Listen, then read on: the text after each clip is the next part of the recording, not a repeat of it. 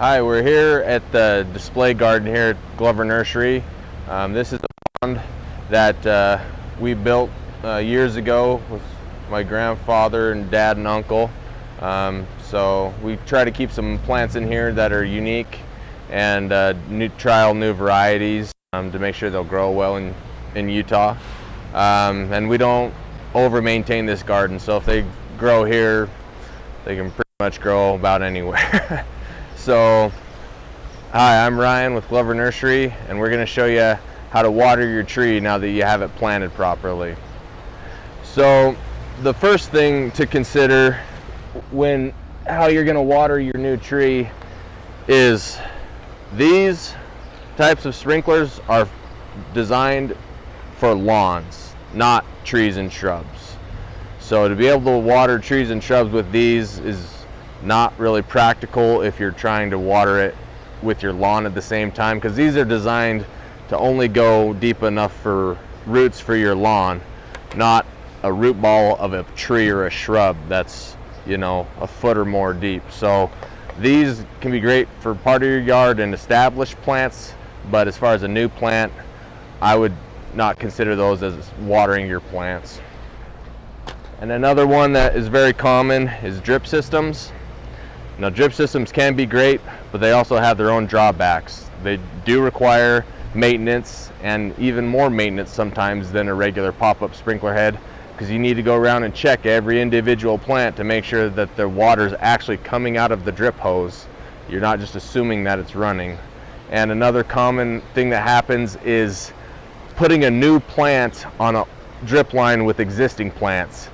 That drip is not going to water that new plant enough, because it's set up to water established plants that have roots in the soil that can handle only getting watered, you know, every so often, depending what your program is. For a newly planted plant, you can put the drip in it and let the drip run, but you are going to need to water it additionally on your own.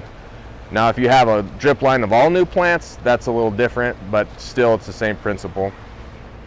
So what we have here, this is a Hawthorne that we planted. So we got it in, followed all our guidelines, and then created that little retention well around the plant. What that's for is when we deep soak it, so the water can pool up and go down through that root ball. Because you got to remember, when you plant a new plant, all the roots are in that root ball you put in the ground. So it doesn't do a whole lot of good to water all the way around the outside of it, because initially all the roots are right there until they start to grow into your soil and spread. So when it first gets planted, that water goes into a concentrated area. So what we'll do now is we take the hose here, turn it on a slow trickle, right like that, no faster. You could even go a little slower than that, and we'll set it by the trunk. So we get that started. One of my favorite tools for the garden is right here, cell phone. A great feature on your cell phone for watering your plants is the timer. I do that because I always forget the water's on, and then, you know, you never know. So a new plant like that, set your timer, depending on your soil type, 20 minutes. Let it run, put the timer on, go pull weeds, you know, do whatever else you're doing, so you don't need to sit here and, you know, stare at the water go on the tree unless you want to. But you can see how that's going. A nice slow trickle. It's not filling up the basin rapidly, because what some people do is turn the hose on a high pressure or a higher volume, fill that basin up once until it's full, and then think, oh, I watered it really good. Well, if you think that basin, they're typically only a couple inches deep. If you fill that up and let it drain down, that water may not have gotten all the way through the roots. So letting it go at a slow trickle, it lets that water just slowly drain down and absorb through the whole root system. So you see right here, I had this bucket and I had that hose running in that bucket for, you know, about 10-15 minutes while we were setting up, you know, maybe 20, and it almost filled up a 5-gallon bucket. So it's putting down a lot of water, so more than you think. So that's really the best way to get the water into the tree. So now you can see this tree here, we did put a drip line to it because it's on this drip with the rest of these plants, but since it's a new tree, we'll let the drip run with the rest of the plants, but we're going to water this one extra, you know, because the other plants are established where this one's newer. So you can still do both, but always do the extra. So let's say you maybe don't have time to run the hose for 20 minutes and be there and turn it off. Another option you can do is fill your 5-gallon bucket up and apply all that water onto that tree. And so the thing you're going to have to do is pour some out, fill up that basin, let it drain down, fill up the basin, let it drain down, because it doesn't do you a lot of good just to dump the whole 5-gallon bucket, because the water is just going to spread across the top of the ground and only penetrate that deep again. So it's just getting the water into the roots. So that's what this little retention is for. Just kind of slow.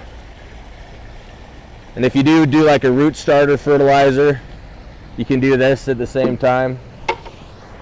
Typically you wouldn't do the bucket and the hose at the same time, but you can. So you're just going to let that water percolate down through the root system, drain back out, grab the container,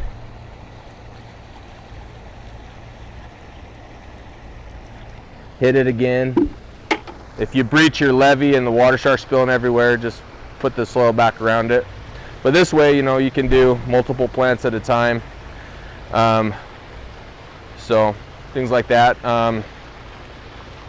So other than that, that's just the key. And then what we recommend, for planting once the temperatures warm up is, if it's a new plant, the first week you can deep soak it like this every day. Second week, every other day. Third week, every 3 days. And that's of course depending on your site conditions and the weather. On a hot, windy day, your plants dry out a lot faster. If it's cooler, cloudy, no wind, a little less. So you always want to kind of monitor it. But what really gets people is those hot, windy days. And the thing with plants is, it sounds obvious, but it's as important when you water the plant as how and how much you water the plant. If you leave a plant sitting in its pot on the south side of your house up against a concrete wall and water in the morning and leave and go to work, by the time you come home, it's going to be fried. So, where if that plant was on the side of your house in the shade, it would have been okay. Same with a plant in the garden. If it needs water when before it starts to wilt, or if the leaves go crispy, then you've totally missed the window. So what happens is, a lot of people, won't get the water at the appropriate time. The leaves crisp up, dump a lot of water on it, and by that point it's too late. You can pull those leaves off and it'll reflush new leaves typically. But so a lot of it is watering, getting the water to the plant before it gets too far beyond being recoverable. And one other thing that comes up fairly often is water meters. Those are great if you want to use them. Just know they're not totally accurate all the times, especially if you buy really inexpensive ones. I wouldn't trust a new plant to just a water meter. A couple things you can do yourself just so you know what's in the ground.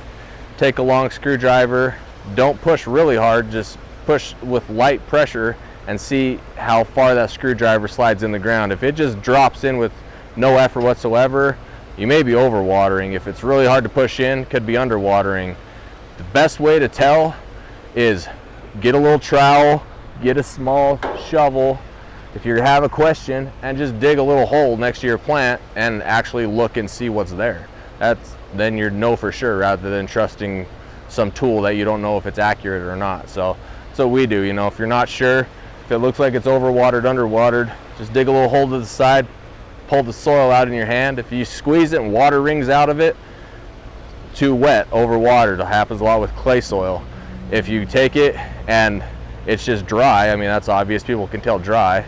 So what you want to be able to do is make a ball of soil in your fist, have it maintain that ball, but then be able to just kind of slap it and have it break away easily.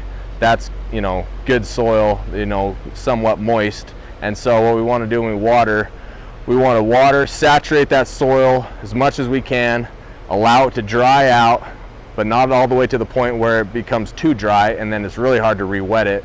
Let it dry out, soak it, let it dry out for most plants, other than a truly water-loving bog or pond plant that can just be in water all the time.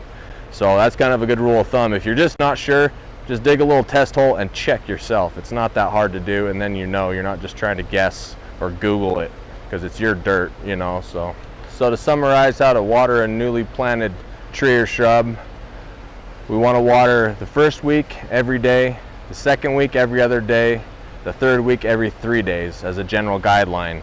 Site conditions and weather will affect that, and that's up to you to determine. We want to water with a nice slow trickle on the plant. Use your timer on your phone so you're consistently watering.